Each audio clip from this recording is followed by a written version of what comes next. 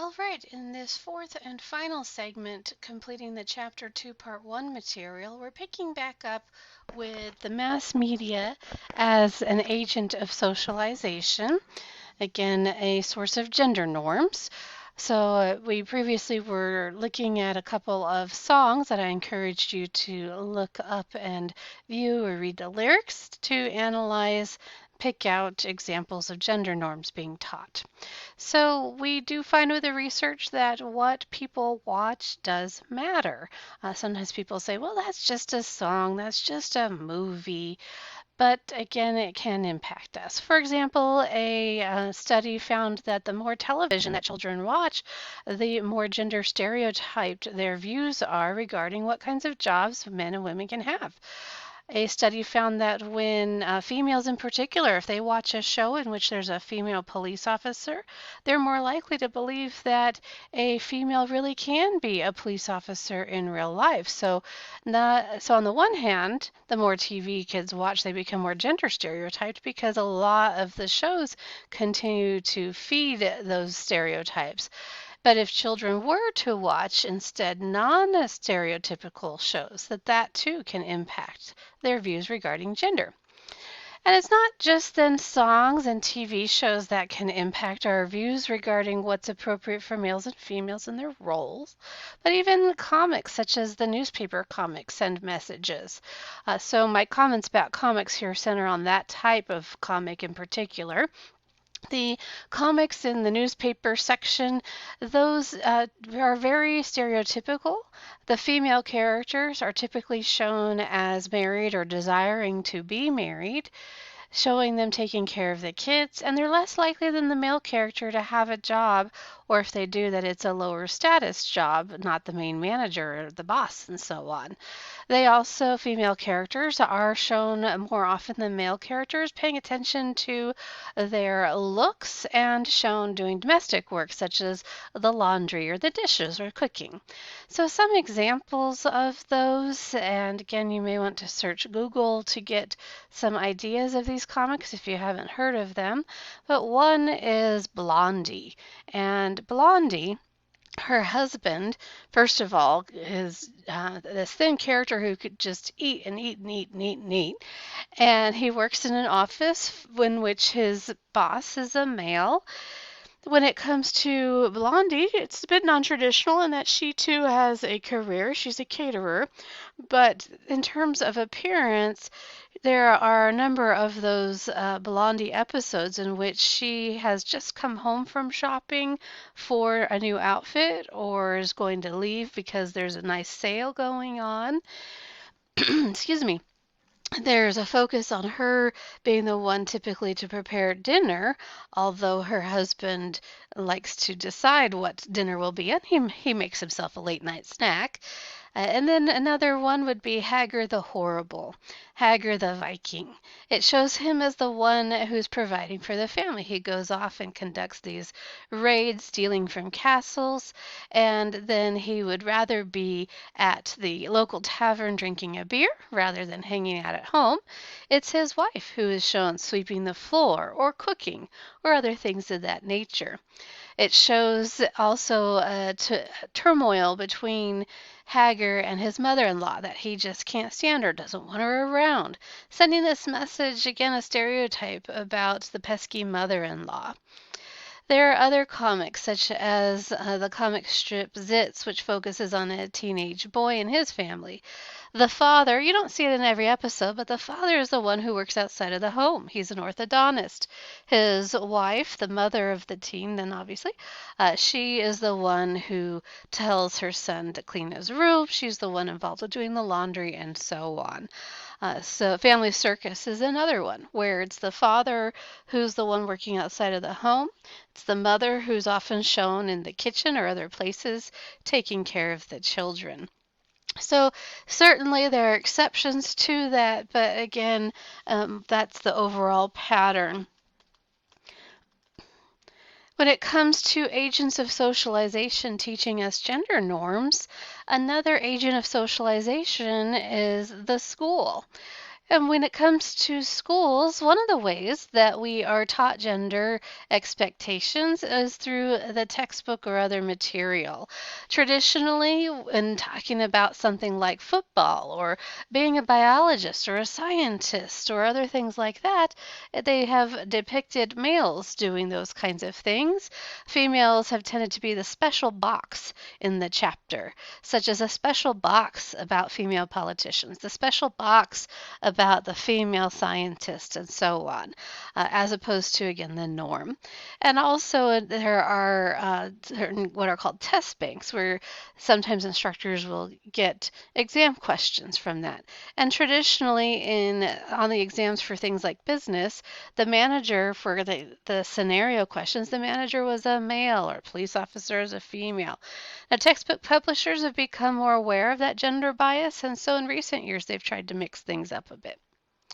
Another way in which going to school, that experience sends gendered messages to us is that, especially in elementary school, there have been a lot of studies looking at how teachers treat their male and female students at the elementary level. For example, the kind of praise they give to boys and girls is different. They tend to praise little girls for being nice and sweet, polite, helpful, having a nice handwriting, keeping their desk area so clean and organized. Versus in praising boys, the teachers more often say things about like, oh, future scientist, future president, and so on. And it's not the how sweet, how polite, what nice handwriting you have. So there are a number of studies that go into elementary education and gender differences. Again, we're just highlighting some of that here. Gender could be a course all by itself in sociology, and indeed it is at some colleges. So we're going to next look at why is it that males tend to follow the traditional masculine path? Why is it that females tend to take the traditional path, gender roles, and so on? And there are a couple of theories we're going to focus on. Your book also discusses some additional ones.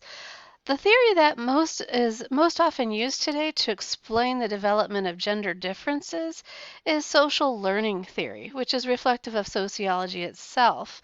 According to social learning theory, we are exposed, starting at a very young age, to different influences, such as the mass media, TV shows, parents, can be peers too. What are they playing with? Who are they playing with? And so on. So we see what it is that we're supposed to do and be like. We observe that. And that ultimately social learning theory also emphasizes that there are a number of rewards and punishments that impact us taking that traditional gendered path. When it comes to doing something that's seen as appropriate for us as males or females, we get rewarded for that, such as we don't get bullied for being a sissy if we're a male. We don't get bullied, for instance, for playing with a doll if we are, again, depending on our sex, a male versus female. When instead, though, we violate gender norms, then we face punishment. Then we can end up facing, for instance, the bullying, the taunting, things like that.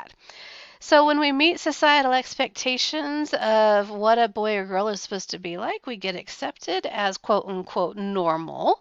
And when we go against those norms, then instead we get rejected as abnormal, and again can be subject to comments, to taunting or stares. So again, social learning theory emphasizes that males and females end up taking these different traditional gendered paths because we learn males and females are supposed to be and are different, as opposed to it being that biology is just naturally causing us to do different things. So we learn these gender norms and we are encouraged to conform to them through the positive rewards, and we are discouraged from going against the gender norms through various punishments. The other theories that we'll focus on here regarding why it is that males and females tend to do different things in the household, different jobs, and so on, is the evolutionary perspective. And this one focuses on biology. This theory says or argues that the sexes, males and females, evolved to do different things. So if you think of the male, for instance, really older societies typically, the idea that you have the male who evolved to be the protector, to be the defender, that naturally men are better suited for that. Or that over time females were focusing on taking care of the babies in the village and so on, while the men went out to protect and again commit or rather to protect their villages. And so women naturally became more nurturing and so on to babies.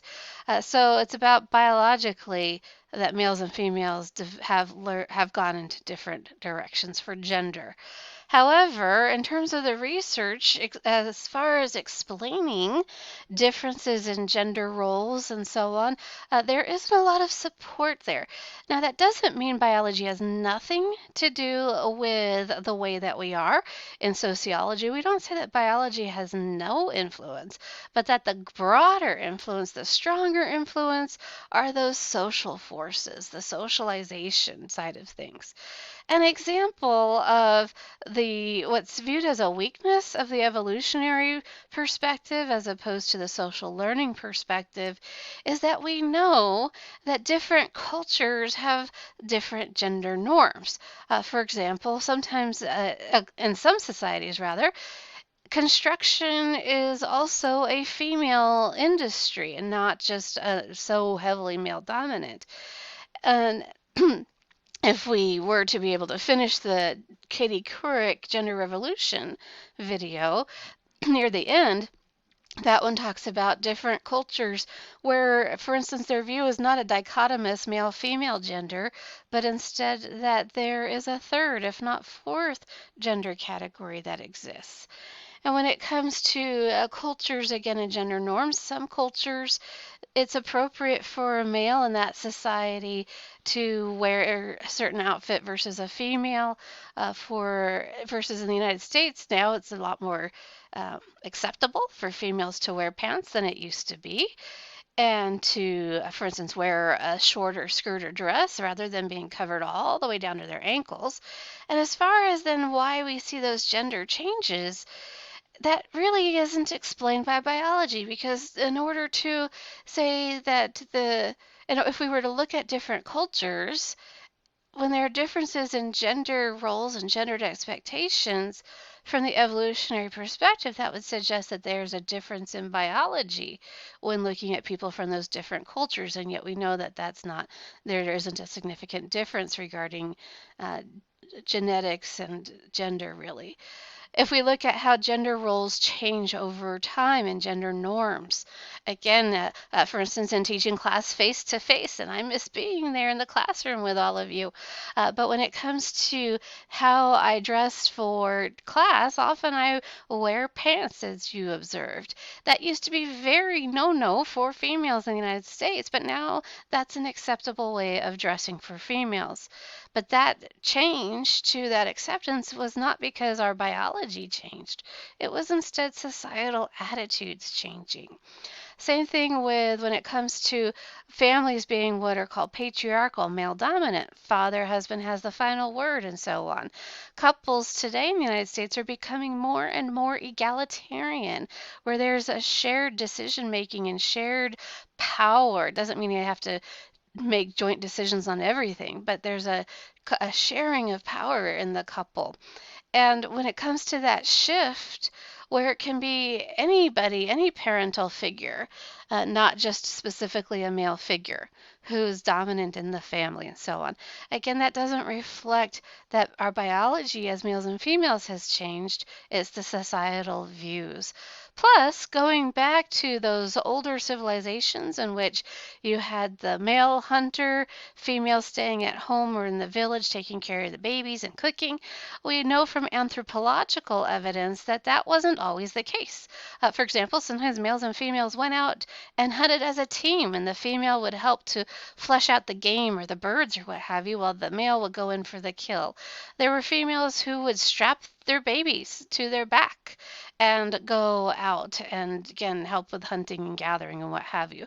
So we know too that even if we look at older societies, older civilizations, there was variation in gender norms too. It wasn't as uniform as people sometimes think. So as you study, one of the things to focus on would be terms like agents of socialization. Knowing, for instance, does it make a difference if a child has parents with traditional versus non-traditional views regarding gender? Knowing what the term gender socialization is about. Knowing sex compared to gender as a concept, knowing what are primary sex characteristics, what are secondary ones, or if I gave you an example, could you identify if it's a primary or secondary sex characteristic? Knowing the couple of theories that I focused on, what do they say regarding the development of gender and gendered paths that we take? Knowing, for example, between those theories, which one is more able to explain how gender varies culture to culture and how gender, even in the same culture, can change over time. So those are some of the things to focus on then regarding the Chapter 2 Part 1 material. Again, I'm making these video segments into roughly 15 to 20 minute long ones so that the files are smaller for you to download and that you could just go to a section more easily versus having to search a longer video. So hopefully that's working for you. And as far as how those lecture videos will be delivered, such as via Canvas or YouTube or something like that, we'll have to see going forward. In the meantime, if you have questions about the concepts, if you're confused or what have you, I remind you that I'll be holding office hours, and at this point I'm planning to hold them by Zoom. But again, things can change on a daily basis. Often the information that we're getting on the instructor end of things is changing day to day. So in the meantime, hang in there. Take care of yourself. Don't forget to try and find a moment of peace or relaxation in the midst of this uncertain time, but we'll get through it. And take a deep breath and do something that makes you happy. Okay, bye.